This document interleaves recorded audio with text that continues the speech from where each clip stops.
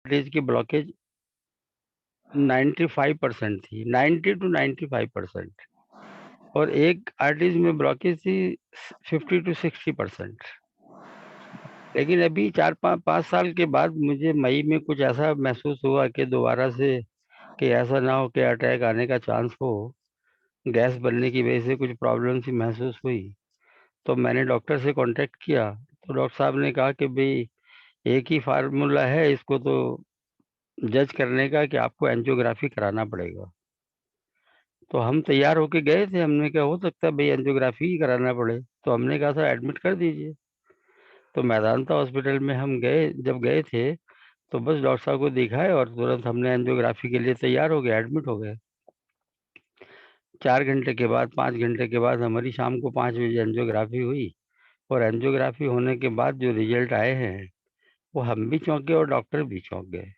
उन्होंने कहा सर आपकी एंजियोग्राफी में जो 5 साल पहले ब्लॉकेज थी वो 90% थी, और आज जो दिख रहा है इसमें कुछ ब्लॉकेज 50 to 60, 60 to 70% दो आर्टरीज में है, और जिसमें 60% थी उसमें 40% है।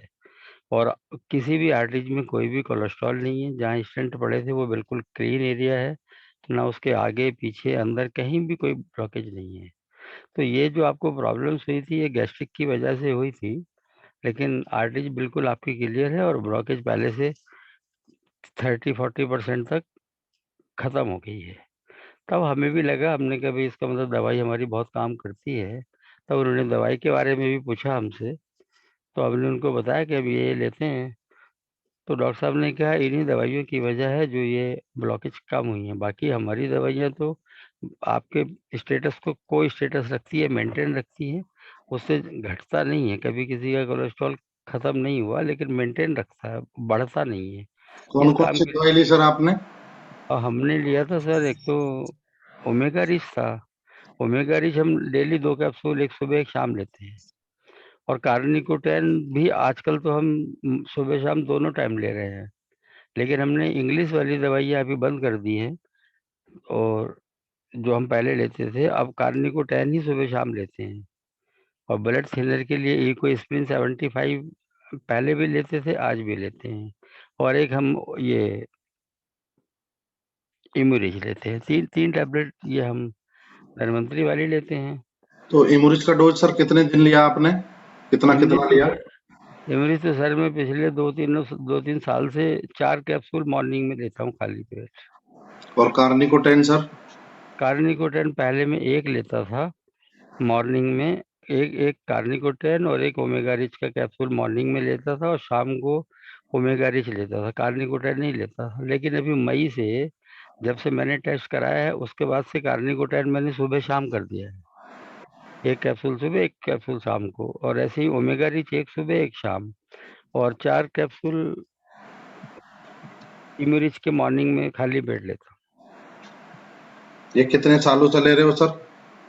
रेगुलर जो दवाई ली आपने वो हूँ। कौन कौन सी ली?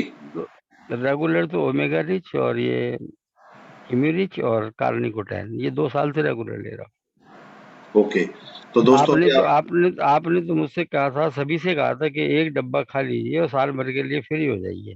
हम्म। लेकिन हमने कहा जब एक ही डब्बा खाना है तो क्या करना है, अब रोज ही एक डब्बा खाओ, एक एक गोली डेली खाओ। तो हम्म। हमने वो बंद ही नहीं किया। हम्म। तो आज से हम हर महीने जो हम 3,500 की रिपर्चेज करते हैं, उसमें हमारा एक डब्बा कार्निकोटैन का ही आता है। Very good sir. तो क्या कहना चाहेंगे सर दवाई के बारे में? दवाई कैसी लगी आपको? अब दवाई के बारे में कहने की तो जरूरत ही नहीं, जितने लोग सुन रहे हैं वो उसको रिजल्ट का पता है। और ये रिजल्ट कोई ऐसा नहीं है बताने वाला, ये सर्टिफाइड रिजल्ट है। पहले की रिपोर्ट हमारे पास है, और इस बार जो हमने मई में रिपोर्ट कराया है, टेस्टिंग कराया, अभी एंजियोग्राफी कराया दोबारा से, उसकी भी रिपोर्ट हमारे पास है। तो रिजल्ट तो है ही, रिजल्ट में तो कोई दो राय नहीं है। इसीलिए हमने उसकी डोज डबल कर दी। हो सकता है अगले 5 साल तक सब ठीक ठाक रहा तो वो जो अभी 60% नजर आ रहा है, वो हो सकता है 30-40% रह जाए। थैंक यू सर, बहुत बहुत धन्यवाद। आपने अपने रिजल्ट के ओके। बारे में शेयर किया। धन्यवाद सर।